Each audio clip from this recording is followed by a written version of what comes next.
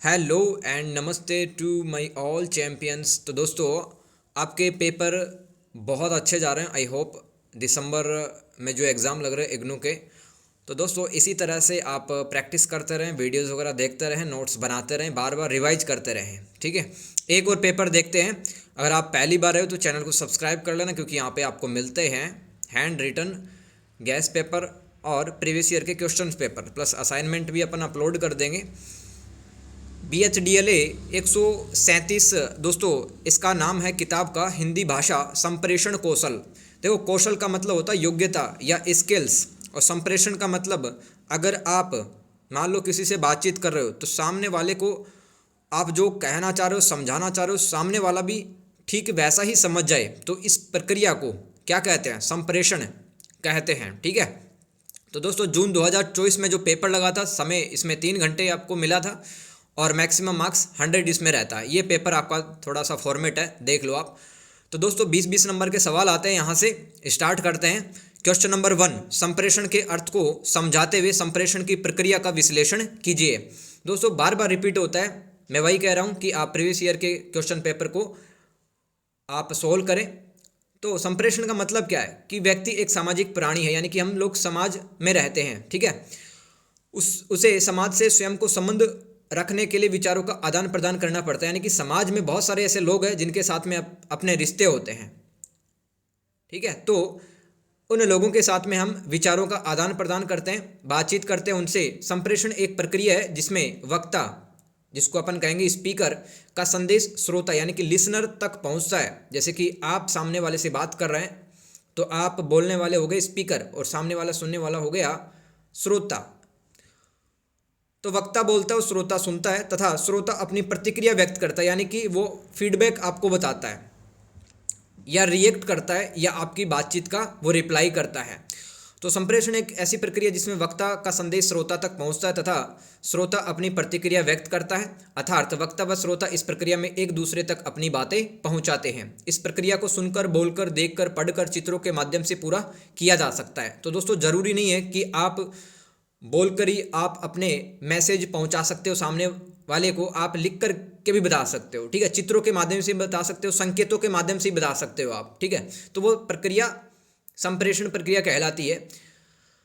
अन्य शब्दों में कहा जाए तो संप्रेषण एक प्रकार का संवाद है, एक प्रकार का कम्युनिकेशन है, जिसमें वक्ता श्रोता तक अपनी बात पहुंचाता है। तो दोस्तों वक्ता किसी भी माध्यम से श्रोता तक बात पहुंचा सकता है। जैसे कि जब दो व्यक्ति आपस में बातचीत कर रहे होते हैं तो हवा उनका बातचीत करने का संप्रेषण का एक माध्यम होती है।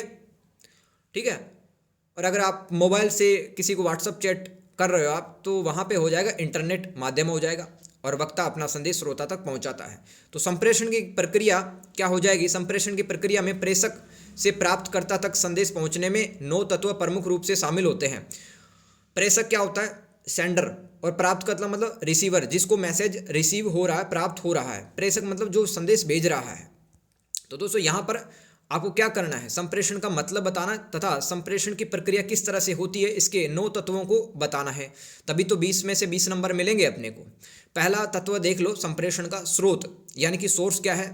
संदेश का जन्म स्रोत से होता है। यह स्रोत सजीव या निर्जीव हो सकता है। तो कोई व्यक्ति बोल रहा है ना, तो वो स्रोत हो जाएगा, व्यक्ति स्रोत हो जाएगा संप्रेषण का। तो स्रोत अपने विचारों को अभिव्यक्त यानी कि एक्सप्रेस करने हेतु अपने अनुभव व ज्ञान का उपयोग करता है। वह स्रोत अपने विचारों को शब्दों में ढालता है। इसे वक्ता अथवा प्रेषक या संप्रेषक कहते हैं, जो बात रखता है अपनी।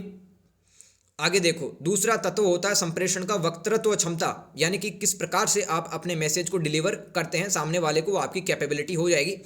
तो विचारों को अभिव्यक्त करने की जो कला होती है वो वक्तृत्व क्षमता कहलाती है। दोस्तों आपने काफ़ी लोग ऐसे देखे होंगे जो कि काफ़ी कठिन बातों को भी आसानी से समझा पाते हैं सामने वालों, क्योंकि उनके अंदर वक्तृत्व क्षमता होती है। इसमें वक्ता की भाषा ऐसी होनी चाहिए कि वह अपने विचारों को अभिव्यक्त कर सके तथा श्रोता उसके विचारों को स्पष्ट रूप से समझ सके। आ रहा है दोस्त समझ में? संप्रेषण का अगला तत्व देखते हैं। इस प्रक्रिया में अगला तत्व होता है संदेश, मैसेज। वक्ता के विचारों की अर्थपूर्ण अभिव्यक्ति को संदेश कहते हैं। यानी कि दोस्तों अगर आप कोई बात बोल रहे हो और उस बात का कोई मीनिंग निकल रहा है तो वह संदेश कहलाता है। संदेश लिखित हो सकता है, मौखिक हो सकता है, आंगिक हो सकता है। यानी कि दोस्तों अपने बॉडी लैंग्वेज से भी अपन किसी को बातें समझा सकते हैं। जैसे कि मान लो एक बहुत ज़्यादा निराश व्यक्ति है, ठीक है, हारा थका हुआ घर पे आता है, उसके कंधे झुके हुए रहते हैं, आंखें और गर्दन नीचे की तरफ होती हैं, तो घर वाले समझ जाते हैं कि भाई क्या बात हो गई। वो आंगिक संप्रेषण होता है जिससे कि सामने वाला समझ जाता है बिना कुछ बोले ही। वाक्य में स्पष्ट रूप से व्याकरण का इस्तेमाल किया जाए तो संदेश सही से समझ में आता है। संदेश में सूचना, विचार, दृष्टिकोण, दृष्टिकोण मतलब आपकी सोच, नजरिया, कोमा निर्देश, कोमा आदेश, कोमा सुझाव शामिल होते हैं संदेश में। एक अच्छे संदेश की भाषा कैसी होनी चाहिए दोस्त? सरल, स्पष्ट होनी चाहिए, क्लैरिटी होनी चाहिए संदेश में, तभी तो सामने वाले को आपका मैसेज समझ में आए क्या आप बोलना चाह रहे हैं, राइट। संदेश के प्रसारण में वह क्षमता होनी चाहिए कि वह प्राप्तकर्ता का ध्यान आकर्षित कर पाए, यानी कि आपका संदेश है उसमें सरल भाषा का उपयोग करेंगे और आपकी क्षमता अच्छी होगी, वक्तृत्व क्षमता भी, तो प्राप्तकर्ता का ध्यान आपकी बात पे जाएगा। भाषा को समझने हेतु मुहावरे, लोकोक्ति तथा वहाँ की संस्कृति की समझ होनी चाहिए। संप्रेषक को भाषा वाणी में तालमेल रखना चाहिए। चौथा तत्व देखो संप्रेषणी क्रिया में माध्यम। प्रेषक अपना संदेश माध्यम के जरिए प्राप्तकर्ता तक संप्रेषित करता है। माध्यम हवा, इंटरनेट, सैटेलाइट, रेडियो तरंग हो सकती है। जैसे कि मान लो रेडियो पर मैं बोल रहा हूँ और आपके पास में एफएम है, ठीक है, आपने एफएम स्टार्ट किया तो मैं जो सूचना बोलूँगा रेडियो पर वो आपको सुन जाएगी। रेडियो तरंगों के माध्यम से आपको संदेश मिलते हैं वहाँ पर। तो हवा, इंटरनेट, सैटेलाइट, रेडियो तरंग हो सकता है। टेलीविज़न के अंदर आप न्यूज़ चैनल देखते हो, सैटेलाइट के माध्यम से ही आप घरों तक पहुँचते हैं। तो माध्यम संप्रेषक तथा प्राप्तकर्ता के बीच एक सेतु अथवा एक पुल, ब्रिज का काम करता है। माध्यम कुछ भी हो सकता है जिसे संप्रेषक स्वयं को प्राप्तकर्ता से जुड़ने के लिए उपयुक्त समझता है, उसे प्रयोग करता है। जैसे कि आपसी बातचीत, पत्राचार, टेलीफोन, रेडियो, इंटरनेट, ये सब माध्यम के एग्जाम्पल है। आगे संप्रेषण की प्रक्रिया में प्राप्तकर्ता को देखते हैं। वक्ता जिसको अपना संदेश भेजता है उसे प्राप्तकर्ता कहते हैं। यह संप्रेषण की प्रक्रिया का एक महत्वपूर्ण पक्ष है, यानी कि एक पहलू, साइड है। इसके बिना संप्रेषण की प्रक्रिया पूर्ण नहीं हो सकती है। अगर आप मान लो सड़क पे चल रहे हो और कोई आपकी बात सुनने वाला नहीं है, सिर्फ आप ही गुनगुनाते जा रहे हो, तो लोग तो कहेंगे भाई किससे बात कर रहा है, ठीक है, पागल वागल तो नहीं हो गया। तो दोस्तों संप्रेषण की प्रक्रिया पूरी कब मानी जाएगी? जब सेंडर भी हो और रिसीवर भी हो, यानी कि प्राप्तकर्ता भी होना चाहिए। संप्रेषण श्रृंखला के एक छोर पर या एक किनारे पर जहां संप्रेषक होता है, यानी कि जो बोल रहा है किसी मैसेज को, वहीं दूसरी छोर पर प्राप्तकर्ता होना चाहिए। प्राप्तकर्ता कोई ऐसा व्यक्ति हो सकता है या जन समूह हो सकता है या जन समुदाय भी हो सकता है। जैसे कि एक नेता एक रैली में भाषण दे रहा है और हजारों की भीड़ है उस नेता के सामने जमी बैठी है, ठीक है, तो जन समुदाय को वो नेता है वो संदेश पहुंचा रहा है, तो प्राप्तकर्ता क्या हो गया? जनता हो गई। तो हमारा संदेश का प्रभाव प्राप्तकर्ता पर पड़ सकता है यदि हमारे न चाहते हुए भी संदेश उस तक पहुंच जाए, ठीक है। तो कुल मिला के प्राप्तकर्ता को भी समझ होनी चाहिए आपके संदेश की कि आप क्या बोल रहे हैं, तो हमें स्पष्ट रूप से बताना चाहिए अपने संदेशों को। आगे चलते हैं।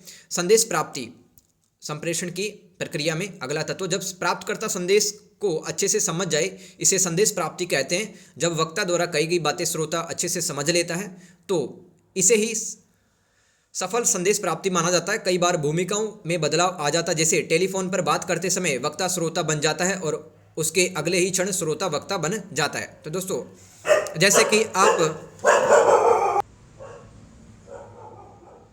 जैसे कि दोस्तों आप मान लो टेलीफोन पे बात कर रहे हो, आपने कहा हेलो, है ना, तो आप क्या हो गए? वक्ता हो गए। और आप जब रुक जाते हैं, सामने वाला जो फ़ोन पे बैठा हुआ है वो रिप्लाई करता है हाँ भाई कैसे हो। तो फिर एक टाइम पर तो हम वक्ता होते हैं और दूसरे टाइम श्रोता बन जाएंगे। समझ में आ रहा है कि जब हम चुप होते हैं, सामने वाला बोल रहा होता है, तो सामने वाला वक्ता बन जाएगा और हम क्या बन जाएंगे? श्रोता बन जाएंगे। ये संदेश प्राप्ति में आपको लिखना है। आगे प्रतिक्रिया देख लो। संप्रेषण की प्रक्रिया में प्रतिक्रिया, फीडबैक क्या होता है?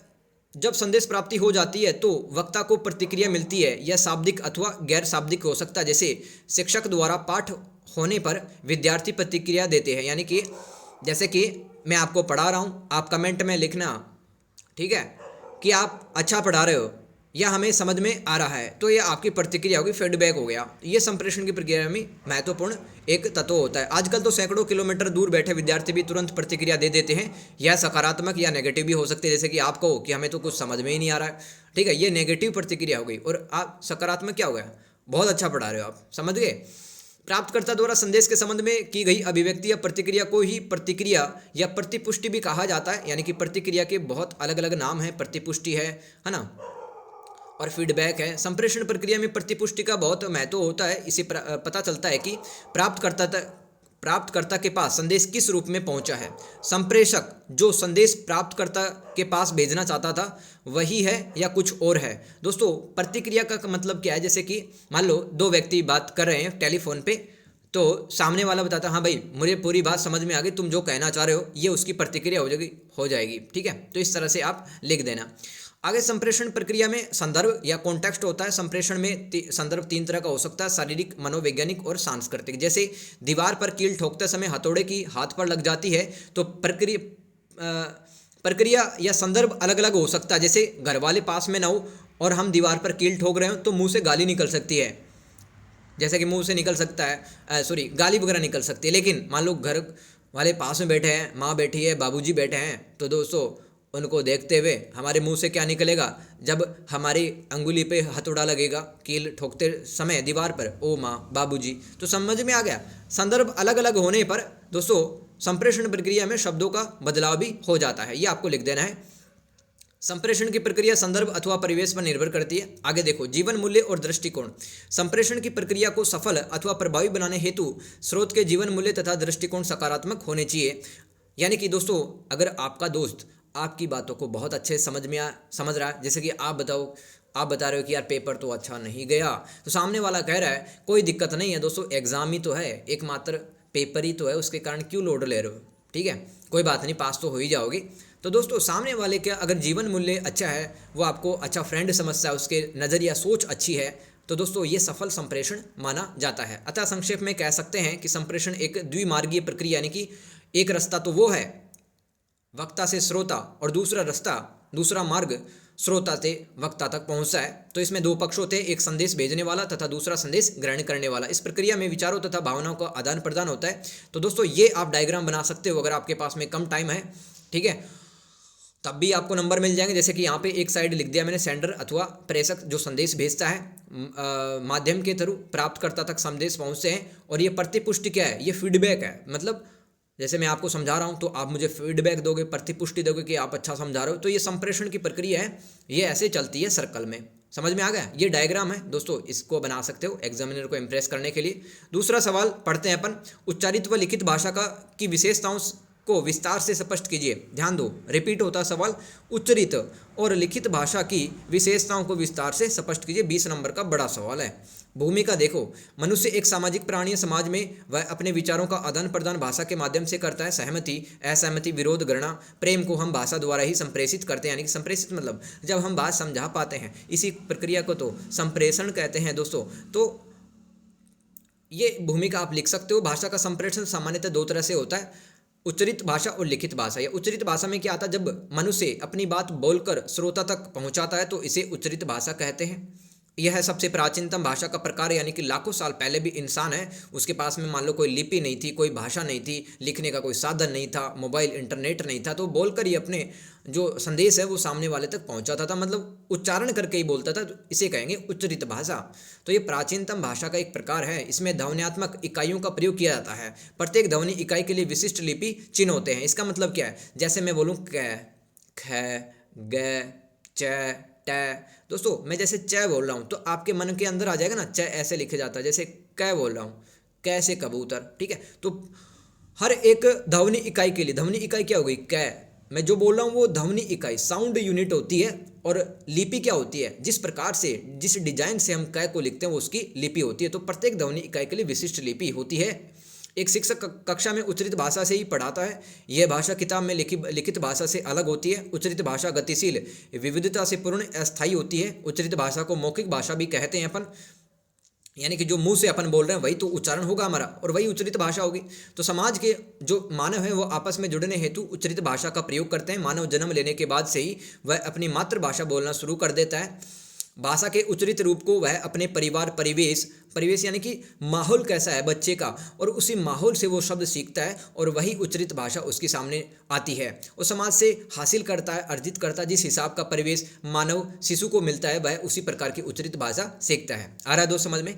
कमेंट करके जाना जरूर आपको कैसा लग रहा है पढ़ना। यहाँ पर लिखित भाषा यह स्थायी, स्पष्ट और सुगठित होती है। यानी कि मान लो आज मैंने कोई कहानी लिख दी तो दोस्तों सालों तक इसको लोग पढ़ सकते हैं, तो स्थायी हो गई, स्पष्ट। यानी कि देखो जैसे मैं बोल के उच्चरित भाषा में तो क्या हो गया, दो व्यक्ति आपस में बात करते हैं, बात खत्म, क्या तीसरे व्यक्ति चौथे व्यक्ति तक ये बात पहुंच पाएगी क्या? लेकिन मैं मान लो अपने विचार लिख देता हूँ कागज के अंदर, तो फिर वो स्थायी और स्पष्ट और सुगठित का मतलब कि हम लिखते समय व्याकरण के नियमों का ध्यान रखते हैं, कर्ता क्रिया क्रम को, तो वो सुगठित होती है, उसकी एक निश्चित संरचना होती है। इसे अनंत काल तक यानी कि इनफाइनाइट टाइम तक, हजारों सालों तक सुरक्षित रखा जा सकता है। जैसे कि हमारे जो महाकाव्य हैं रामायण और महाभारत, हमारे जो प्राचीन वेद ग्रंथ हैं, तो अनंत काल तक ये सुरक्षित रहेंगे। तो ये संप्रेषण का एक वह रूप है जिसमें कोई व्यक्ति लिखकर अपनी बात विचार दूसरों तक प्रकट करता है। लिखित भाषा का क्षेत्र असीमित तथा व्यापक होता है। जैसे कि अपन चीन का साहित्य पढ़ सकते हैं, इंग्लैंड का इतिहास पढ़ सकते हैं, क्योंकि वहाँ के लोगों ने लिखा और वो हजारों सालों से वो फिर चलता रहेगा, लोग सीखते रहेंगे उसी कागज को पढ़ पढ़ के। तो लेखक लिखते समय सतर्कता तथा मानकीकरण का ध्यान रखता है, यानी कि अवेयर होता है लेखक क्या लिख रहा है। और मानकीकरण का मतलब है कि भाई निश्चित शब्दों का प्रयोग करता है जो व्याकरण के अंदर आते हैं, मतलब ऐसे शब्दों का यूज नहीं करेगा जो शब्दकोश में होते ही नहीं है, डिक्शनरी में जो होते हैं वही लिखता है। उच्चरित भाषा की तुलना में लिखित भाषा में समय के साथ कोई बदलाव नहीं आता है ना। जो मैंने किताब पे कागज पर लिख दिया उसमें बदलाव थोड़ी आएगा। इसमें वाक्य, उपवाक्य, उपवाक्य मतलब एक वाक्य में अलग अलग उपवाक्य होते हैं, या फिर आप कह सकते हो अलग अलग उपवाक्यों से मिलकर वाक्य का निर्माण होता है। कोमा, विराम चिन्ह, जैसे कि पूर्ण विराम चिन्ह, कोमा। व विन्यास, विन्यास मतलब शब्दों की स्थिति का ध्यान रखा जाता है। भाषा में कसावट तथा जटिलता आ जाती है।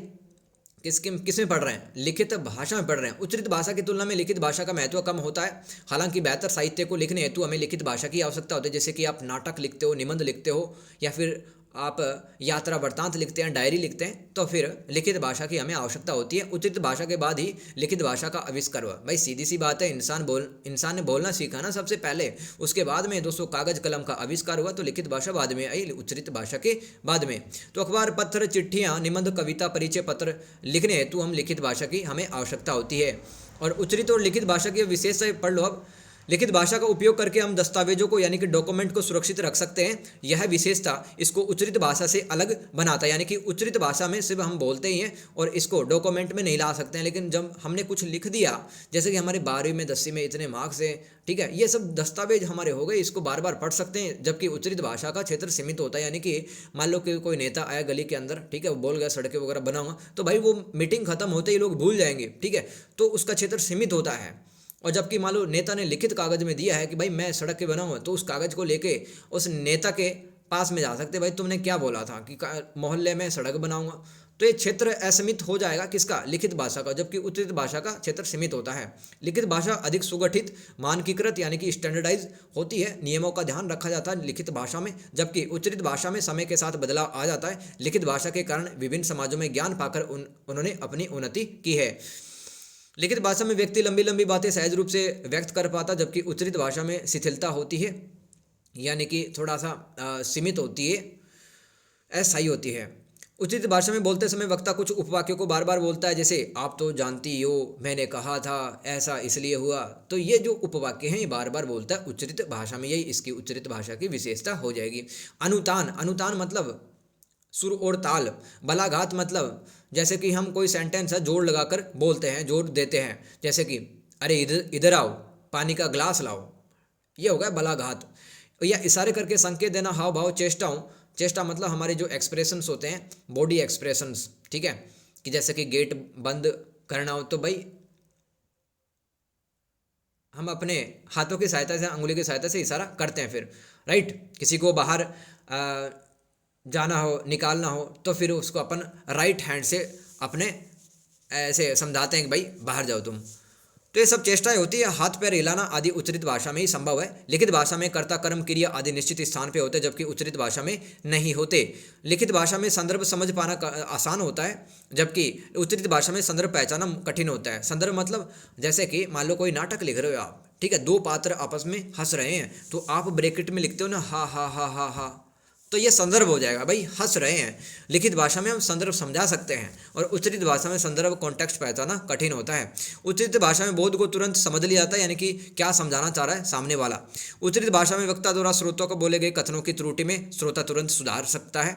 लिखित भाषा में जो भाव होते हैं प्रश्न पूछने की स्थिति, जैसे कि आश्चर्यचकित करने वाले, इनको बताने के लिए निम्न चिन्हों का प्रयोग किया जाता है, जैसे कि प्रश्नवाचक चिन्ह, ठीक है, और पूर्ण विराम चिन्ह। लिखित भाषा में जो इमोशंस होते हैं उनको बताने के लिए अपन संकेतों का प्रयोग करते हैं, लेकिन इन्हीं भावों को उच्चरित भाषा में बताने हेतु कोई अनुतान बलाघात का अपन प्रयोग करते हैं। अनुतान बताया ना, सुर और ताल, ठीक है।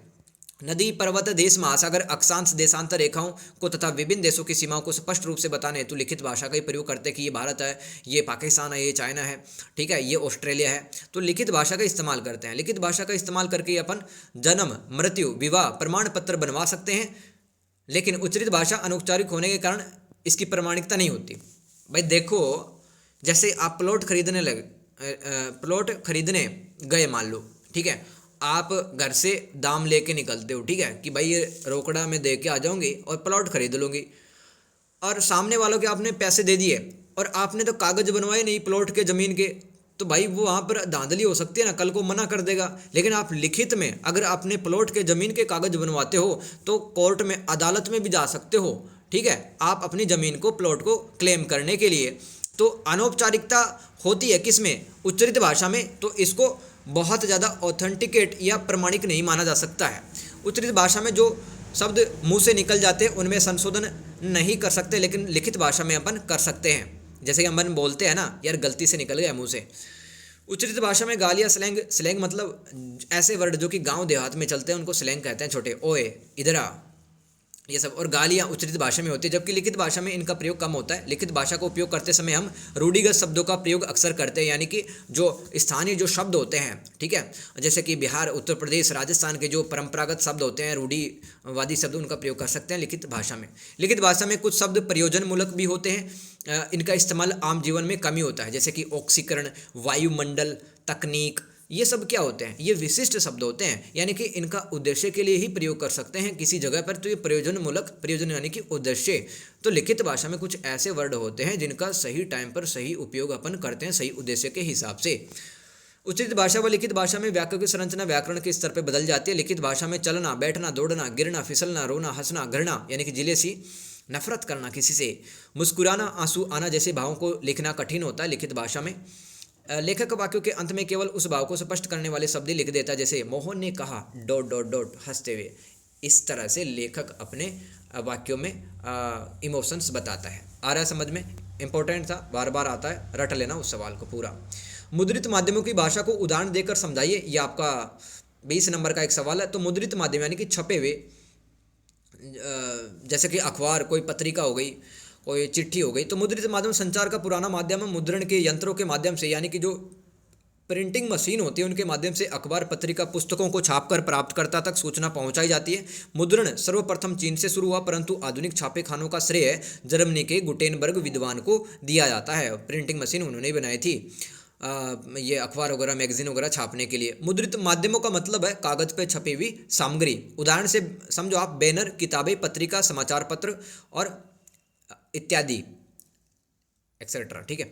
मुद्रित माध्यम में छपे शब्दों में स्थायित्व होता है। दोस्तों ये सवाल बार बार आता है, मुद्रित माध्यम की विशेषता बताइए, ये अलग से भी सवाल आ सकता है। तो मुद्रित माध्यम में हम छपे शब्दों में स्थायित्व होता है, जैसे अखबार आपके सामने है तो वो जो शब्द छप गए हैं वो स्थायी रहेंगे। पाठक पढ़ते पढ़ते सोच विचार भी कर सकता है ना, कि भाई ऐसी बात क्यों लिखी है यहाँ पे। मुद्रित माध्यम की यह विशेषता होती है कि इसमें सूचना अथवा संदेश को अनेक बार पढ़ा जा सकता है तथा पढ़ने की शुरुआत किसी भी पृष्ठ से की जा सकती है। इसमें लंबे समय तक सूचना को सुरक्षित रखा जा सकता है। मुद्रित माध्यम में पाठक धीरे धीरे अपने रुचि तथा इच्छानुसार पढ़ सकता है। जैसे कि आपके पास में न्यूज़पेपर आया, न्यूज़पेपर में टोटल 20 पन्ने, तो आपने सोचा यार 10 पेज अभी पढ़ लूँगी और शाम को कॉफ़ी चाय के साथ में 10 पन्ने शाम को पढ़ लूँगी। तो आप अपने इंटरेस्ट के हिसाब से, मतलब आपको क्या पढ़ना उस न्यूज़पेपर में, क्या नहीं पढ़ना, और आप अपनी इच्छा अनुसार पढ़ सकते हो जो आप कंटेंट लिखा हुआ न्यूज़पेपर में। मुद्रित माध्यम की सूचना को पढ़ने हेतु औपचारिक शिक्षा की आवश्यकता होती है। यदि पढ़े लिखे नहीं हो ना तो भाई अखबार थोड़ी, वो तो काला भैंस टाइप की चीज़ हो जाएगी ना। तो हमारे पास में एजुकेशन होना चाहिए, प्रॉपर आपको शब्दों का ज्ञान होना चाहिए, तभी तो मुद्रित माध्यम में जो चीज़ लिखी हुई है, जैसे पत्रिका में, मैगजीन में, जैसे न्यूज़पेपर में, तो तभी संप्रेषण माना जाएगा। ये मुद्रित माध्यम में आपको लिखना है। तो मुद्रित माध्यमों की भाषा ये भी पूछ लिया जाता है, ये सवाल आया हुआ है पहले भी 5 नंबर में। मुद्रित माध्यमों की पहुंच सामान्य पढ़े लिखे लोगों से लेकर उच्च शिक्षित वर्ग तक होती है, इसलिए इनकी भाषा को लेकर सावधानी बरती जानी चाहिए। संचार माध्यमों की भाषा सहज और सरल होनी चाहिए, ऐसी भाषा जिसे हर कोई व्यक्ति आसानी से समझ सके। दोस्तों, अखबारों को सब लोग पढ़ते हैं, ऑटो ड्राइवर, ठीक है, और मिडिल क्लास फैमिली वाले और हायर क्लास वाले, ठीक है, तो सरल होनी चाहिए ताकि सभी लोग समझ पाएं। प्रत्येक मुद्रित माध्यम का अपना एक लक्षित पाठक वर्ग होता है, जैसे कि जो खेल समाचार है, तो खेल समाचार को लिखने वाले को पता है कि ये जो पन्ना है ये कौन पढ़ेगा, जिसका खेल में इंटरेस्ट हो, जैसे क्रिकेट, बैडमिंटन हो गया, रग्बी हो गया, फुटबॉल हो गया। तो एक टारगेटेड उनका एक पाठक वर्ग होता है, उनके अनुसार वह सामग्री का चयन और भाषा का प्रयोग करते हैं लेखक। उदाहरण के लिए वर्तमान में युवा अंग्रेजी शब्दों का अधिक प्रयोग कर रहे हैं, इसलिए जो अखबार युवाओं को ध्यान में रखकर अपनी सामग्री का चुनाव करते हैं, उनकी भाषा में अंग्रेजी शब्दों का प्रयोग बहुतायत में मिलता है। जैसे कि क्रिकेट में देखो आप, पॉलिटिक्स में देखो, राजनीति में, ठीक है, तो उनको पता है कि भाई हमारा जो अखबार पढ़ रहा है ना, उस बंदे को अंग्रेजी शब्द पढ़ना पसंद है, तो लेखक भी अंग्रेजी शब्दों को ज़्यादा लिखता है। यहाँ पे उदाहरण में ये लिख देना। जो अखबार स्थानीय स्तर पर निकलते हैं उनमें बोलचाल के स्थानीय शब्दों का प्रयोग अधिक होता है। मुद्रित माध्यमों की भाषा में तथ्य परकता यानी कि डेटा का प्रयोग तथा व्यक्ति परकता या व्यक्तिगत विचारों का प्रयोग किया जाता है। तो क्या लिखा है, जैसे कि मुझे बताना हो कि भारत की जनसंख्या कितनी है, भारत में कितने गांव हैं, तहसील हैं, कितने जिले हैं, कितने राज्य हैं, तो ये होगा डेटा एक तरह का। और व्यक्ति परकता यानी कि लेखक के जो पर्सनल ओपिनियंस, पर्सनल थॉट होते हैं, उनका प्रयोग भी मुद्रित माध्यम में करता है कि मेरे ऐसे विचार हैं। अखबार मुद्रित माध्यम का श्रेष्ठ उदाहरण है। अखबार अनेक लोगों द्वारा पढ़ा जाता है, सभी का भाषा ज्ञान, अभिरुचि या इंटरेस्ट, संस्कार का स्तर भिन्न भिन्न होता है। अब भाई सभी का पढ़ने का तरीका अलग होता है, किसी ने कुछ शिक्षा ली होती है। अतः समाचार पत्र की अलग अलग सामग्री में भाषा की विविधता होनी चाहिए, यानी कि डाइवर्सिफिकेशन होनी चाहिए भाषा की, ताकि पाठकों को मुद्रित माध्यम समझ में आ सके। इस प्रकार की भाषा में सूचना के संप्रेषण पर बल दिया जाता है। यह भाषा सहज तथा सरल होती है।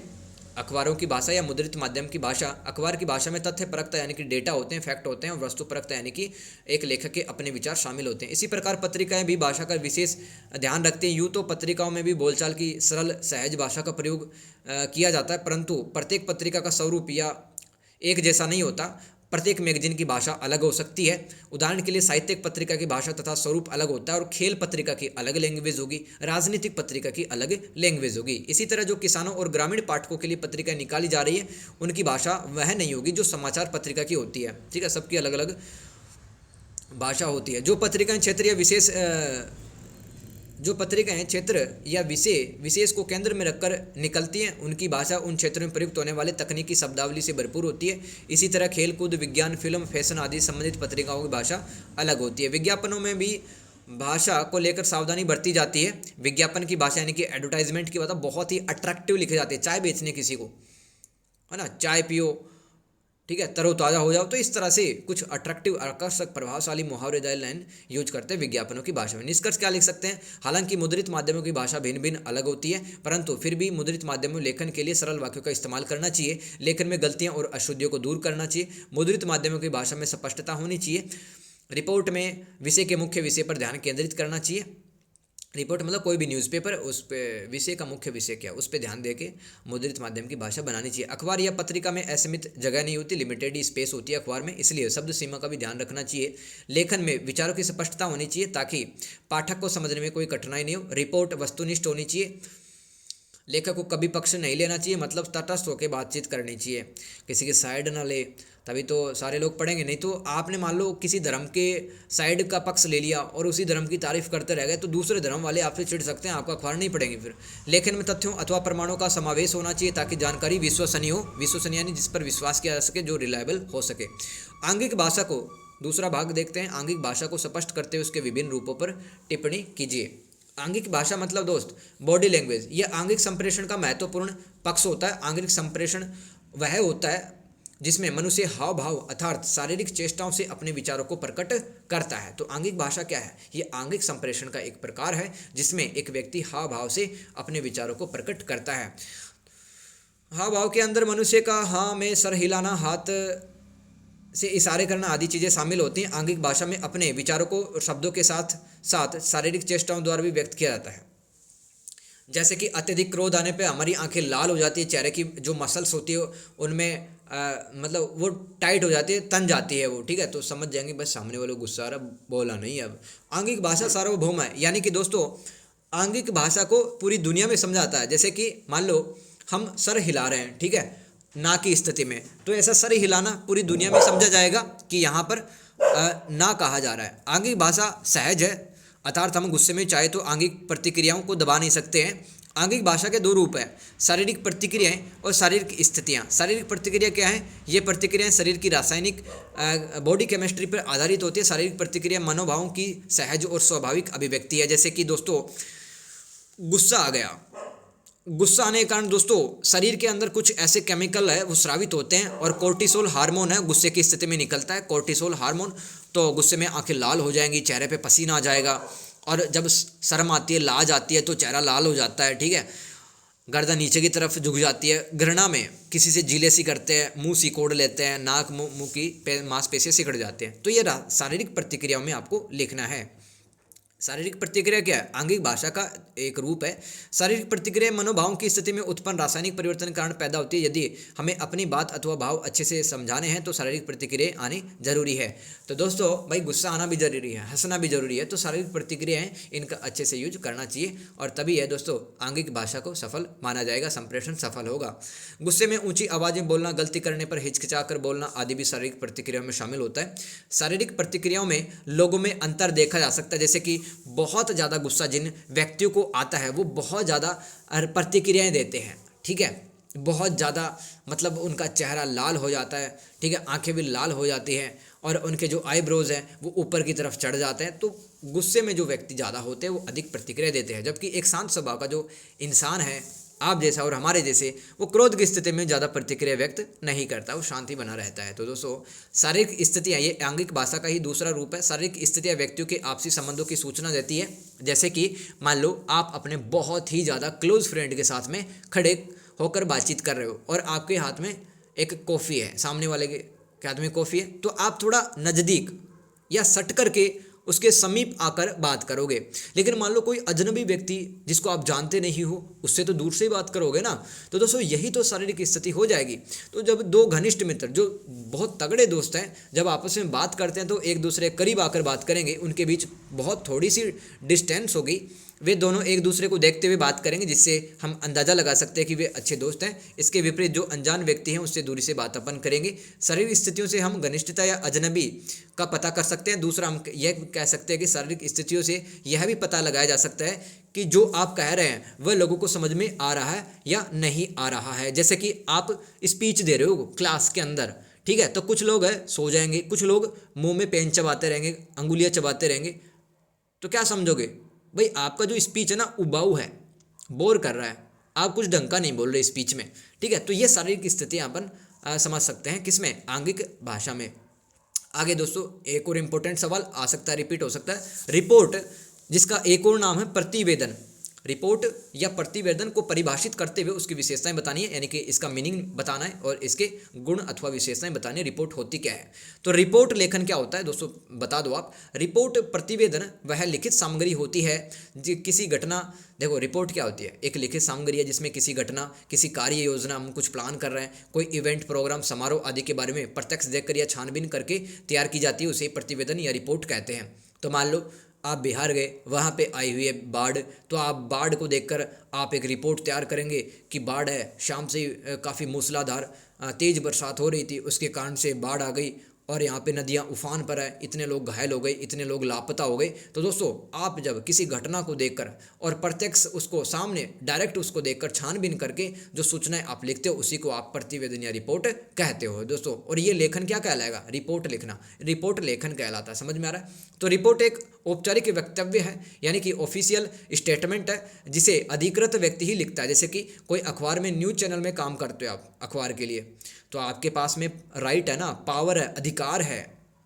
कि आप ही तो लिखोगे, आप ही संवाददाता हो, आप ही पत्रकार हो। यह व्यक्ति ही, यानी कि आप ही किसी प्रस्ताव अथवा विचार पर अपनी संस्तुति या अनुशंसा, सिफारिश, रिकमेंडेशन देता है। ठीक है, आगे चलो। रिपोर्ट 4 प्रकार की होती है। व्यक्तिगत रिपोर्ट, समिति अथवा आयोग द्वारा तैयार की गई रिपोर्ट, विभाग अथवा मंत्रालय के द्वारा तैयार की गई रिपोर्ट, और संस्था अथवा संस्थानों द्वारा तैयार की गई रिपोर्ट। तो रिपोर्ट 4 टाइप की होती है, ध्यान दो, बहुत बहुत ज़्यादा इंपॉर्टेंट है, पूछा आता है दोस्त, इसलिए मैं बार बार कह रहा हूँ फोकस करो, ध्यान से समझो। रिपोर्ट 4 टाइप की होती है, याद कर लेना। रिपोर्ट लेखन की कुछ विशेषताएं देख लेते हैं। तथ्यों यानी कि डेटा फैक्ट के आधार पर विषय का विश्लेषण यानी कि एनालिसिस किया जाता है इसमें। सर्वेक्षण या साक्षात्कार, साक्षात्कार मतलब इंटरव्यू, सर्वेक्षण मतलब सर्वे करना, द्वारा प्राप्त तथ्यों को ही प्रस्तुत किया जाता है। सूचनाओं का वर्गीकरण का विश्लेषण किया जाता है। रिपोर्ट में विवरण के साथ यानी कि वर्णन कर रहे हैं किसी घटना का, जैसे कि बाढ़ एक त्रासदी है, एक आपदा है, उसके साथ साथ समस्याओं का भी समाधान हम लिखते हैं कि बाढ़ को कैसे रोका जा सकता है बिहार में। रिपोर्ट की भाषा सरल, सहज तथा स्पष्ट होनी चाहिए। रिपोर्ट की भाषा अलंकारिक नहीं होनी चाहिए, यानी कि अलंकार नहीं होनी चाहिए उसमें। आप न मान लो अनुप्रास अलंकार, उपमा अलंकार, रूपक अलंकार, ये सब उसमें रिपोर्ट में लिख दिए तो आपकी रिपोर्ट तो कोई समझ नहीं पाएगा आपने क्या लिखा है, क्योंकि वो बहुत ज़्यादा कठिन हो जाएगी, जटिल हो जाएगी। रिपोर्ट की भाषा शैली संक्षिप्त तथा सारगर्भित होती है, यानी कि कम शब्दों में आप ज़्यादा बात समझा पाते हो, ऐसी लैंग्वेज रिपोर्ट की होती है। और अत्यधिक जो टेक्निकल वर्ड होते हैं आप नहीं लिखोगे, क्योंकि रिपोर्ट को पढ़ने वाला एक सामान्य व्यक्ति भी हो सकता है जिसका नॉलेज है आपसे कम हो सकता है, ठीक है। तो आप तो टेक्निकल वर्ड अच्छे अच्छे जानते हो, लेकिन सामने वाले का नॉलेज थोड़ी भाई। रिपोर्ट में अनुमान अथवा अटकलों पर आधारित बातें नहीं लिखनी होती हैं। अब भाई बाढ़ आई, 20 लोग लापता हो गए और आपने लिख दिया 2000 लोग लापता हो गए, तो भाई अनुमान थोड़ी लगाते हो आप, वहाँ पे कोई अटकलों से नहीं लिखना आपको। आप जो देख रहे हो ना हकीकत में वही बात रिपोर्ट में लिखते हैं, वास्तविक घटनाएं। रिपोर्ट में मुख्य सूचना के अतिरिक्त सहायक जानकारी भी होती है। रिपोर्ट में उद्देश्य की पूर्ति वाला ही विवरण लिखा जाता है। रिपोर्ट में निष्कर्ष के रूप में सिफारिशें ध्यान से लिखी जा सकती है। तो सिफारिश मतलब आप ये समझो कि जैसे कि सरकार को ही कुछ आपको सिफारिश करनी है कि बिहार में बाढ़ किस तरह से कम की जा सकती है, आपकी तरफ से कुछ सुझाव सिफारिशें हो सकती है। आगे है दोस्तों, बार बार रिपीट होता है, सृजनात्मक लेखन की विशिष्टताओं का विवेचन कीजिए। क्या होता है सृजनात्मक लेखन? सृजनात्मक लेखन एक ऐसा लेखन है जिसमें मानव अपनी योग्यता, अनुभव के आधार पर अपने विचारों को कलात्मक ढंग से प्रस्तुत करता है। सृजनात्मक, सर्जन का मतलब होता है कुछ क्रिएटिव, कुछ बनाना, ठीक है। तो मान लो आप बहुत अपने स्किल्स का यूज कर रहे हो, एक्सपीरियंस का यूज कर रहे हो, आप कहानी लिख रहे हो, निबंध लिख रहे हो बड़े क्रिएटिव वे में, ठीक है। तो फिर आप अपने विचारों को अपनी योग्यता, अनुभव के आधार पर कलात्मक ढंग से बड़ी ही शानदार तरीके से प्रस्तुत कर रहे हो, तो इसे क्या कहेंगे? सृजनात्मक लेखन कहेंगे, जिसमें आप क्रिएटिविटी का यूज़ करते हो, जैसे निबंध, नाटक लिखना। तो इसमें जीवन की अनुभूतियाँ, फीलिंग्स शामिल होती हैं, लाइफ की एक्सपीरियंसेस लिखते हैं अपन, ऐसा लेखन ही सृजनात्मक लेखन कहलाता है। दोस्तों अगर मान लो आपका लेखन घटिया है ना, आपको खुद नहीं पता कि क्या लिख रहे हैं, सामने वाला क्या पढ़ेगा फिर? भाई कहानी लिख रहे हो, नाटक लिख रहे हो, उपन्यास, नॉवल लिख रहे हो, तो कुछ ढंग का लिखो ना, उसमें आपकी भाषा सरल सहज होनी चाहिए, ठीक है।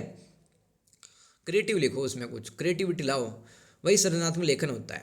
नहीं घिसा पिटा रद्दी है लेखन, वो सृजनात्मक लेखन नहीं कहलाएगा, ध्यान रखना। सृजनात्मक लेखन का उपयोग साहित्य की विभिन्न विधाओं अथवा शैलियों अथवा प्रकारों में किया जाता है, जैसे कि कहानी, नाटक, कविता, उपन्यास, निबंध, डायरी लेखन में सृजनात्मक लेखन का उपयोग करते हैं। दोस्तों मुंशी प्रेमचंद की कहानियाँ लोग इतनी क्यों पसंद करते हैं?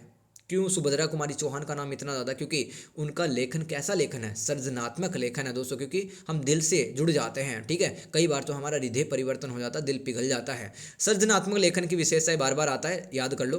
प्रत्येक लेखन सृजनात्मक लेखन नहीं होता। जिस लेखन में मौलिकता मतलब कि नए विचार या नयापन, विशिष्ट अर्थ होता है, एक यूनिक मीनिंग निकलता है, ऐसे लेखन का वही लेखन सृजनात्मक लेखन माना जाता है। सृजनात्मक लेखन को बार बार पढ़ने का मन करता है, जैसे मुंशी प्रेमचंद की जो ईदगाह कहानी रहती है ना, जिसमें जो एक छोटा लड़का है वो अपने अम्मा के लिए एक चिमटा लाता है और बाकी उसके दोस्त खिलौने लाते हैं जो कि टूट जाते हैं। तो ये दिल पिघलाने वाली सी, इमोशनल करने वाली सी कहानी है, लोग बार बार इसको पढ़ना पसंद करते हैं, क्योंकि ये सृजनात्मक लेखन है अपने आप में।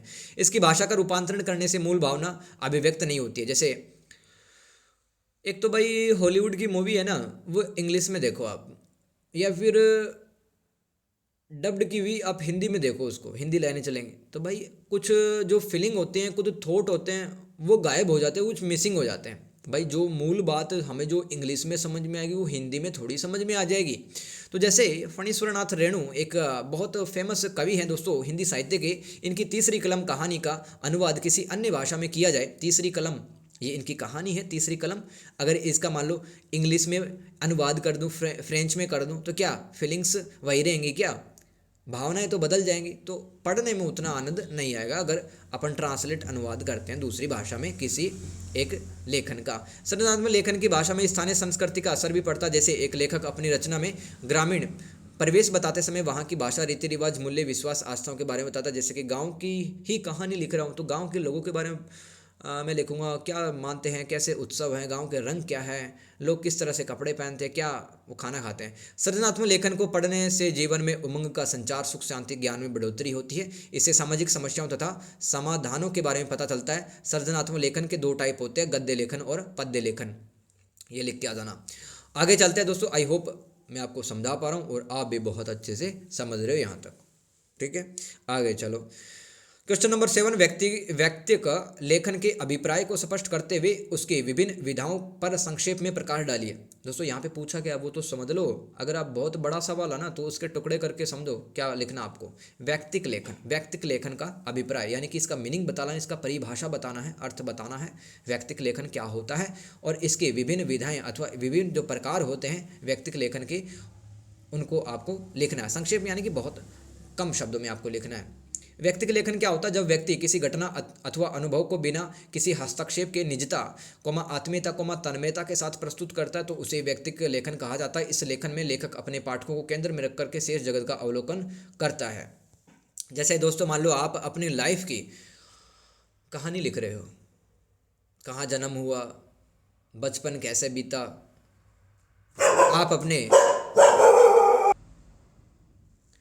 आप अपने मतलब कॉलेज कंप्लीट करने के बाद में शादी हो गई, ठीक है, और उसके बाद में जीवन कैसा चलता रहा, ये आपकी जीवनी आत्मकथा कहलाएगी। ठीक है, ये आपकी आत्मकथा कहलाती है। तो दोस्तों उसमें आप अपने निजी विचार भी रखते हैं, ठीक है, और आप अपने लाइफ के एक्सपीरियंस भी लिखते हैं। तो जब कोई व्यक्ति किसी घटना अथवा अनुभव को किसी हस्तक्षेप यानी कि सामने वाला आप पर दबाव नहीं डाल रहा है कि आप लिखो ही लिखो, आप फ्री होकर उस चीज़ को लिख रहे हो। ठीक है, ठीक है। तो व्यक्तिगत लेखन क्या है? जब कोई व्यक्ति किसी घटना अथवा अनुभव को बिना किसी हस्तक्षेप के निजता, आत्मीयता यानी कि अपने दिल के साथ में लिखता है, तन्मयता यानी कि वो तन मन धन से लिखता है, उस लेखन को व्यक्तिगत लेखन कहलाता है। जैसे कि आत्मकथा, जब कोई व्यक्ति अपने जीवनी स्वयं लिखता है या अपनी कहानी खुद लिखता है तो इसे आत्मकथा कहते हैं। आत्म मतलब खुद, कथा मतलब कहानी, खुद की कहानी लिख रहा है। तो इसमें लेखक अपने बिताए हुए क्षणों के साथ, क्षण मतलब मोमेंट अथवा पल के साथ उस परिवेश का वर्णन भी करता है, कहाँ पर मैं पैदा हुआ, ठीक है, कहाँ पर मैंने पढ़ाई लिखाई की, तो परिवेश यानी कि स्थान का भी जिक्र करता है। एवं जीवन की महत्वपूर्ण घटनाओं का उल्लेख आत्मकथा में करता है। इसमें लेखक अपनी अनुभूतियों को सच्चाई व ईमानदारी के साथ बताकर अतीत का यानी कि अपने पास्ट का निष्पक्ष ढंग से वर्णन करता है। निष्पक्ष यानी कि बिना किसी भेदभाव के, तटस्थ होकर के। आत्मकथा पाठक हेतु प्रेरणा का काम करती है। जैसे कि बड़े बड़े लोगों की अपन है आत्मकथा पढ़ते हैं, ठीक है, कुछ वैज्ञानिकों की, कुछ बड़े बड़े व्यक्ति जिन्होंने नाम किया है पूरी दुनिया में। इससे हम लेखक के जीवन के मूल्य यानी कि उनके सिद्धांत क्या थे, उनके वैल्यूज़ क्या थे, उनके विश्वास, उनके बिलीफ क्या थे, वह व्यक्तित्व के बारे में पता कर सकते हैं आत्मकथा में। यह व्यक्तिगत लेखन का एक प्रकार है। उदाहरण से राहुल सांकृत्यायन की मेरी जीवन की यात्रा और यशपाल जैन की मेरी जीवन धारा, ये क्या है? आत्मकथाएं हैं दोस्तों, अपने जीवन के बारे में लिखा है इन लेखकों ने हिंदी साहित्य में। संस्मरण क्या है दोस्तों? ऐसा लेखन जिसमें, ये भी एक व्यक्तिगत लेखन का ही एक टाइप है, एक विधा है। ऐसा लेखन जिसमें लेखक द्वारा देखी गई घटनाओं का वर्णन हो, संस्मरण कहलाता है। इसमें लेखक किसी व्यक्ति, घटना, वस्तु, दृश्य, संवेदना यानी कि सिंपैथी टाइप की, तो जब कोई व्यक्ति घटना, वस्तु, दृश्य, संवेदना को आत्मीयता के साथ में लिखता है तो ये संस्मरण कहलाता है। संस्मरण का मतलब होता है, देखो समझो, आप मान लो आप पढ़ने के लिए गुजरात चले गए, आपकी दोस्ती हुई वहाँ पर, आपका कोई फ्रेंड बना, वो आपका रूम पार्टनर बन गया, आपने 2-4 साल वहाँ पे नौकरी की तैयारी भी की, तो फिर आप वापस घर पे लौट आए। तो आप खाली समय में अपने बिताए हुए पलों को आप जो लिखते हैं कि हमने क्वालिटी टाइम स्पेंड किया था, हमने साथ साथ पढ़ाई लिखाई की, उसकी भी नौकरी लग गई, मेरी भी नौकरी लग गई, तो बिताए हुए पलों को आप जब लिखते हैं तो वो संस्मरण कहलाता है। समझ में आ रहा है? तो इसमें लेखक अपने अनुभव से किसी घटना का वर्णन करता है। इसमें भाव तथा आत्मीयता का गुण पाया जाता है। लेखक का घटनाओं के साथ व्यक्तिगत जुड़ाव भी होता है। इसमें लेखक अपनी प्रतिक्रिया यानी अपनी फीडबैक को व्यक्त करने हेतु पूरी तरह से स्वतंत्र होता है संस्मरण को। जैसे कि आपको मैं बताता हूँ, एक पथ के साथी, ये एक संस्मरण है हिंदी साहित्य में। किसने लिखा है? महादेवी वर्मा ने। और किसके बारे में लिखा है? उनकी एक रूम पार्टनर जिसको वो बहन भी मानती थी अपनी, महादेवी वर्मा, उनका नाम था सुभद्रा कुमारी चौहान। तो दोस्तों सुभद्रा कुमारी चौहान की लाइफ के बारे में लिखा है, उन्होंने जो रचनाएं लिखी उनके बारे में भी लिखा है। पथ के साथी में तो ये एग्जाम्पल हो जाएगा। या फिर महादेवी वर्मा का एक और संस्मरण है अतीत के चलचित्र, या पथ के साथी भी आप लिख सकते हो, दूसरा एग्जाम्पल संस्मरण में ही। तो बिताए हुए पलों को लिखता है इसमें लेखक। व्यक्तिगत लेखन का एक और प्रकार है डायरी लेखन। तो इसमें लेखक प्रत्येक दिन की घटनाओं और तथा उनसे जुड़े तथ्य या कार्यों को लिखता है। जैसे कि दिन बीत गया, आपका दिन कैसा गया, आपने क्या महसूस किया, किससे मिले आप, आपके दिन में मतलब किन लोगों से मुलाकात हुई, क्या आपके जीवन में नया घटा कुछ। तो दिन बीत जाने के बाद अगर हम लेखन करते हैं वो डायरी लेखन कहलाता है। लेखक अपने दिन दिनांक के आधार पर धार्मिक, सामाजिक, राजनीतिक, साहित्यिक परिस्थितियों का भी उल्लेख करता है। इसमें लेखक अपने निजी कार्य, विचार, भाव, योजना कोई प्रकट कर रहा है। लेखक डायरी को प्रकाशन के उद्देश्य से नहीं लिखता। जैसे कि आप डायरी लिखते हो ना कि मैं इतने बजे उठा, ठीक है, मैंने पढ़ाई लिखाई की, मैंने मूवीज़ देखी, मैं ग्राउंड में क्रिकेट खेलने गया, तो आप मार्केट में छापने के लिए थोड़ी लिख रहे हो वो सब, वो प्रकाशन के उद्देश्य से नहीं लिखा जाता डायरी लेखन। तो इसमें कलात्मकता का अधिक उपयोग नहीं होता है, जिसमें इसमें शिल्प का भी कोई महत्व नहीं है, यानी कि आप अलंकारों का प्रयोग नहीं करेंगे वहाँ पे ज़्यादा, ठीक है। आप सिंपल वर्ड में लिखेंगे, हाँ भाई मेरे जीवन में ये चल रहा है अभी और इस तरह से मैं फील कर रहा हूँ। विषय वस्तु या कंटेंट आप जो लिख रहे हो डायरी लेखन में तथा मन की स्थिति के आधार पर डायरी लेखन का कार्य किया जाता है। जैसे कि दोस्तों हिंदी साहित्य में मोहन राकेश की डायरी बहुत फेमस है, ऐसे ही हरिवंश राय बच्चन जी की डायरी फेमस है। व्यक्तिगत लेखन का नेक्स्ट प्रकार है यात्रा वृत्तांत। तो जब लेखक अपने द्वारा की गई यात्रा को अनुभव के साथ कलात्मक रूप से लिखता है तो इस विधा को यात्रा वृत्तांत कहते हैं। इसमें लेखक द्वारा स्थान बदलने के कारण बताए जाते हैं, क्योंकि लेखक को ज्ञान हासिल करना होता है, प्रकृति की सुंदरता देखनी होती है और अनेक स्थानों की यात्रा करनी होती है। लेखक घटना को इस तरह से बताता है कि पाठक के मन में सजीव चित्रण उत्पन्न हो जाए।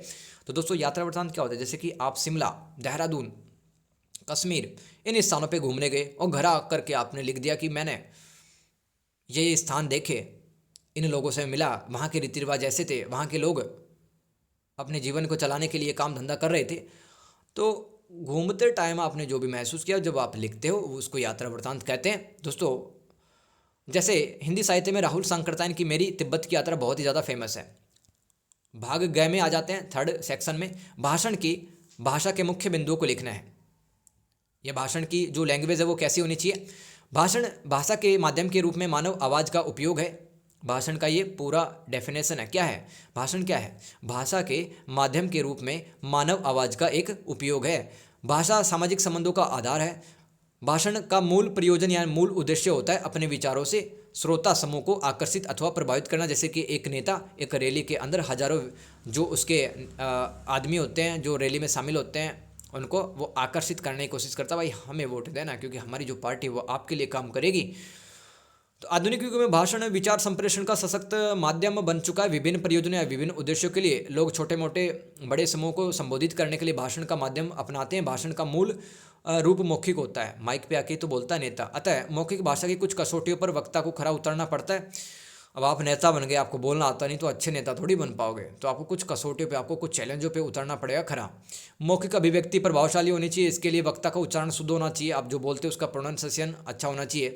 शब्दों का स्पष्ट उच्चारण, अनुतान, बलाघात और लय और स्वर का सटीक प्रयोग ही भाषणकर्ता को लोकप्रिय और प्रभावशाली बनाता है। तो आप नेता बन गए, बोलना अगर अच्छा आता आपको, ठीक है, चुटकियाँ लेनी आती है, ठीक है, लोगों का मजाक उड़ाना आता है, ताने व्यंग्य कसना आता है आपको अपनी भाषा में, ठीक है, कहाँ पे आपको जोर डाल के बोलना है कुछ चीज़, तो ये सब आता है, तो आप भाषणकर्ता के रूप में बहुत ज़्यादा फेमस हो जाओगे। भाषण लिखते समय उसकी मौखिक विशेषताओं को ध्यान में रखना चाहिए। इसके लेखन में निम्नलिखित बातों पर ध्यान दिया जाता है, जैसे व्याकरणिकता। भाषण लिखते समय व्याकरण की दृष्टि से वाक्य में शुद्धता होनी चाहिए, नहीं तो कोई सोचेगा भाई कैसा भाषण बोल रहा है, इसको तो पता ही नहीं है ना, कुछ भी ये बोल रहा है। वाक्य में वर्तनी से संबंधित, यानी कि वाक्यों से संबंधित, व्याकरण से संबंधित गलतियां नहीं होनी चाहिए। विराम चिन्हों का प्रयोग सावधानी से करना चाहिए ताकि जनता तक भाषण अच्छे से संप्रेषित हो सके, यानी कि पहुंच सके। ये भाषण की भाषा की विशेषताएं हैं। स्पष्टता होनी चाहिए, ये भी है। भाषण में विचारों तथा भावों की सही अभिव्यक्ति हेतु शब्दों में स्पष्टता क्लैरिटी होनी चाहिए आपके वर्ड्स में, तभी तो अच्छा भाषण आप बोल पाओगे, ताकि जनता भ्रमित यानी कि कन्फ्यूज ना हो और सही सूचना जनता को मिल सके। औचित्य, भाषण में शब्दों का चयन व उनका क्रम उचित रूप से होना चाहिए। सूचना में भाषणकर्ता नए आंकड़े तथा नई जानकारी देकर भाषण को अच्छा बना सकता है, यानी कि आप जो बोल रहे हो ना वो बातें ऑर्डर में होनी चाहिए कि आप हमारी पार्टी को वोट दो, हम पहले तो सड़कें बनाएंगे, फिर हॉस्पिटल बनाएंगे, उसके बाद में यूनिवर्सिटी बनाएंगे, फिर हाईवे बनाएंगे और इस तरह से देश को आगे बढ़ाएंगे। ये सब औचित्य में लिख देना कि क्रम में बोलना होता है, क्रम में लिखना होता है जानकारी। प्रभावशीलता, भाषण में प्रभावशीलता बढ़ाने हेतु लोकप्रिय मुहावरों, लोकोक्तियों, शेर शायरियों का उपयोग किया जा सकता है। आप जानते हो ना कौन नेता फेमस होता है, जिसको भाई बोलना आता है ढंग से, तभी तो लोग उसकी भाषण को सुनना पसंद करते। देख लो ना, तभी भाषा का प्रभाव अच्छा बनेगा। भाषण लिखते समय यह जान लेना चाहिए कि श्रोता कौन है और कैसा है, मतलब पढ़ा लिखा है कि नहीं है। अगर नहीं पढ़ा लिखा है तो उस हिसाब से आपको भाषण बोलना होता है, लिखना होता है। भाषण की शैली निर्धारण कर लेनी चाहिए, भाषण की रूपरेखा भी तैयार कर लेनी चाहिए। समाचार, क्वेश्चन नंबर 9 दोस्तों, समाचार लेखन के महत्वपूर्ण बिंदु कौन कौन से हैं, अपने विचार व्यक्त करें। समाचार आधुनिक संप्रेषण में महत्वपूर्ण स्थान रखते हैं। समाचार जनसंचार माध्यम के अनिवार्य अंग बन चुके हैं। पत्र पत्रिकाओं, रेडियो व टेलीविजन पे समाचारों का प्रकाशन एवं प्रसारण होता है। तीनों ही माध्यमों में समाचार लिखित व संपादित होते हैं। तो समाचार अगर लिख रहे हैं अपन तो उसमें कौन कौन से बिंदु ध्यान में रखने हैं। समाचार का बहुत ज़्यादा महत्व है ना, समाचार से अपन तरह तरह की सूचनाएं देखते हैं, जैसे कि रेडियो टेलीविजन पे भी समाचार सुन रहे हैं, लिख रहे हैं, ठीक है। तो तीनों ही माध्यमों में, जैसे कि मुद्रित माध्यम है, सर्वे माध्यम है या सुनने वाला, ठीक है, तो तीनों ही जो संचार के माध्यम होते हैं उसमें समाचार लिखित व संपादित होते हैं। समाचारों का कार्य है सूचनाओं का संप्रेषण करना। समाचारों के पाठक या सुनने वाले विभिन्न वर्गों और शैक्षिक स्तर के लोग होते हैं। जैसे कि आप समाचार लिख रहे हो, ठीक है, तो आपका समाचार कौन कौन पढ़ सकता है? मजदूर पढ़ सकता है, ऑटो ड्राइवर पढ़ सकता है, 10वीं 12वीं के बच्चे पढ़ सकते हैं, है ना, और बहुत क्वालिफाइड लोग भी पढ़ सकते हैं आपका समाचार। तो अलग अलग सेक्शन, अलग अलग समाज के वर्ग पढ़ सकते हैं, उनका एजुकेशन बैकग्राउंड अलग अलग हो सकता है। इसलिए समाचार की जो भाषा है वो सरल, सहज, प्रवाहमय होनी चाहिए। अलग अलग प्रकार के समाचार लेखन के क्षेत्रों हेतु अलग अलग विशेषज्ञों की आवश्यकता होती है। जैसे कि खेल समाचार कौन लिखता है? जिसको खेलों की जानकारी है। राजनीतिक समाचार कौन लिखेगा? जिसको पॉलिटिक्स की जानकारी हो। मेरे को जानकारी नहीं है पॉलिटिक्स की, मैं क्या खाक लिखूंगा पॉलिटिक्स के समाचार? कौन पढ़ेगा फिर मेरे समाचारों को? तो समाचार लेखन को प्रभावशाली बनाने के लिए निम्न बातों को ध्यान में रखना चाहिए कि संदेश में संक्षिप्तता हो, यानी कि छोटे ही शब्दों में, कम छोटे वाक्यों में हम ज़्यादा बात समझा सकें। हमारा संदेश छोटा होना चाहिए। संदेश में नवीनता हो, संदेश का विषय असाधारण हो। यानी कि दोस्तों समाचार की जो हेडिंग है आपने देखी कैसी होती है कि बादल फटा, लोग बहे, घर बहा। तो इस तरह से संदेश का जो विषय असाधारण हो सकता है, नॉर्मल नहीं होता, तभी तो लोग रुचि इंटरेस्ट लेके अखबार पढ़ते हैं, नहीं तो कौन पढ़ेगा भाई? अखबार कैसे बिकेगा फिर? सामाजिक दृष्टि से सूचना सार्थक या मीनिंगफुल होना चाहिए, विशेष तथ्यों का समावेश होना चाहिए। क्या पढ़ रहे हैं अपन? समाचार लेखन को प्रभावशाली कैसे बनाया जा सकता है? ऐसे समाचार जिसमें बहुसंख्यक लोगों की रुचि हो, यानी कि बहुत सारे लोग हैं उनका एक ही इंटरेस्ट हो, तो उनके इंटरेस्ट के लिए समाचार लिखते हो। समाचार में निम्न गुण होने चाहिए। आपको 20 नंबर का सवाल में लिखना आपको अद्यतन, यानी कि अपडेट। ऐसा नहीं है 1 साल पहले बाढ़ आई अब लिख रहे हो कि 1 साल पहले बाढ़ आई थी, इतने लोग मर गए, लापता हो गए, तो कौन पढ़ेगा आपका समाचार? तो यदि कोई घटना हाल फिलहाल में घटित हुई है तो उसे महत्व दिया जाना चाहिए, क्योंकि पाठक उसी घटना को पढ़ना चाहेगा जो हाल फिलहाल की हुई है। अद्यतन का मतलब होता है नवीनता, अद्यतन का मतलब अपडेट, नई जानकारी। यदि इन घटनाओं को छापने में देरी आप करोगे तो समाचार लेखन का महत्व नहीं होगा। नवीनता, ये क्या है? समाचार के दूसरा गुण है नवीनता। समाचार लेखन में किसी खबर को रोचक, उत्तेजक, मज़ेदार बना दिया जाए तो उसमें नवीनता आ जाएगी। ऐसे समाचारों को रुचि लेकर के पढ़ा जा सकता है। जैसे कि बांग्लादेश के अंदर बाढ़ आई, सांप बह गया, बच्चा भी बह गया, लेकिन बच्चा है वो निकल के बाहर आ गया कुछ दूरी तैरने के बाद में। तो ये ऐसे समाचार ज़्यादा लोग पढ़ेंगे। तो नवीनता होनी चाहिए। निकटता, जैसे कि आपके मोहल्ले में 2 घंटे के लिए लाइट गुल हो गई, तो आप जानते हो ना भाई, मेरे मोहल्ले की जानकारी मुझे अगर पढ़ने के लिए मिलेगी तो आपको इंटरेस्ट लेके पढ़ोगे। और भाई जैसे मैं श्रीलंका की बात बता रहा हूँ, मैं बता रहा हूँ ऑस्ट्रेलिया के समाचार, तो आपका क्या मतलब उस समाचार से? तो निकटता होनी चाहिए। पाठक को ऐसे समाचार आकर्षित करते हैं जिससे कि उसकी निकटता हो, क्योंकि ये उसी के परिवेश से जुड़ी होती है। निष्पक्षता अथवा तटस्थता, समाचार लेखन करते समय किसी वर्ग, समूह, व्यक्ति, धर्म, राष्ट्र को ठेस नहीं पहुंचानी चाहिए आपको, है ना। किसी देश की, किसी धर्म की बुराई नहीं करनी चाहिए। इसलिए संपादक को निष्पक्ष होकर लिखना चाहिए अखबार में, अन्यथा लोगों के मन में घृणा पैदा हो सकती है। जैसे कि सीमा विवाद, यानी कि जैसे भारत और पाकिस्तान, भारत और चीन के सीमा विवाद के बारे में लिख रहे हैं, तो बहुत ज़्यादा सेंसिटिव होके, बहुत ज़्यादा सतर्कता के साथ आपको लिखना है। दंगों के बारे में लिखना है, जाति सम धार्मिक जो धर्म के आधार पे लड़ाई दंगे होते हैं उनसे संबंधित अगर समाचार लिखने हैं तो आपको निष्पक्ष होकर लिखने चाहिए, किसी धर्म की साइड आपको नहीं लेनी चाहिए। यथार्थता मतलब समाज में जो चल रहा है सच, यदि घटना को वास्तविक रूप में लिखा जाए तो समाचार लेखन का महत्व बढ़ जाता है। आगे है दोस्तों, जनसंचार माध्यमों के स्वरूप पर टिप्पणी लिखिए। 10 नंबर का 10वां सवाल है, जनसंचार माध्यमों के स्वरूप पर प्रकाश या टिप्पणी लिखिए। तो संचार क्या होता है वो बता दो। सबसे पहले, प्रेषक द्वारा प्राप्तकर्ता को सूचना भेजने की प्रक्रिया संचार कहलाती है। वर्तमान में प्रौद्योगिकी बढ़ने से संचार की प्रक्रिया में तीव्रता है, जैसे कि फेसबुक से, व्हाट्सएप से हम बहुत सारी जो इन्फॉर्मेशन हम पता कर लेते हैं। जनसंचार के माध्यम कौन कौन से हैं दोस्तों? 3 माध्यम होते हैं। मुद्रित माध्यम जो प्रिंटेड मीडियम होता है, बैनर, किताबें, पत्रिकाएं, समाचार पत्रक, विवरणी का पत्र और पोस्ट कार्ड, ये सब मुद्रित माध्यम होते हैं। सर्वे माध्यम जिसको अपन सुन सकते हैं, जैसे radio, tape recorder, loud speaker, mobile आदि। दृश्य माध्यम जिसमें टेलीविजन, कंप्यूटर, मोबाइल आदि आता है। जनसंचार शब्द को अंग्रेजी के मास कम्युनिकेशन के अर्थ में प्रयुक्त किया जाता है, जब हम किसी भी भाव, अनुभव, संदेश या विचार आदि को व्यापक जनसमूह तक पहुंचाने का प्रयत्न करते हैं। तो संचरण की यह जो प्रक्रिया है जनसंचार कहलाती है, यानी कि जनता तक आप अपने थॉट पहुंचा रहे हो, आप अपने एक्सपीरियंस पहुंचा रहे हो, तो ये प्रक्रिया जनसंचार कहलाती है। और ये 3 मीडियम याद रखना, मुद्रित माध्यम, ये जनसंचार के 3 माध्यम पूछ लिए जाते हैं। सवाल कैसा भी बन के आ सकता है, अभी बताया था मुद्रित माध्यम की भाषा की विशेषता आ सकती है, सर्वे माध्यम आ सकता है, दृश्य माध्यम आता है। यही सवाल बनते हैं यहाँ से।